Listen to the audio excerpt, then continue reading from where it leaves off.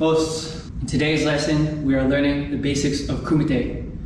So without further ado, let's get right into it. So guys, first things first, you're gonna wanna learn how to get into a proper stance. Now keep in mind, everyone's stance is gonna be a little different because the nature of the karate point style stance is dynamic.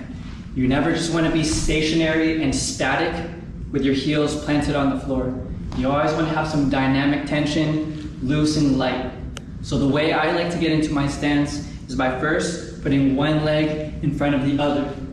Now this is often referred to as a bladed position, that my feet are almost directly in line. So a few points from here, the bladed position, I want to point my toes slightly in the direction of my opponent.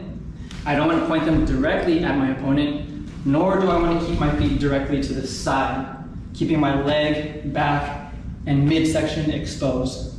So again, I'm going to put one leg in front, one leg behind, slightly angle my feet towards my opponent, as well as my hands, my guard up, rear hand by chest or chin, front hand pointed towards my opponent. Okay, always keep your knees slightly bent, shoulders relaxed, and focus intently on your opponent. You know now to be in a bladed position, feet slightly pointed towards your opponent, guard up, eyes forward, knees slightly bent, shoulders relaxed. Now that you guys have that down, let's move on to the second most important aspect of Kumite.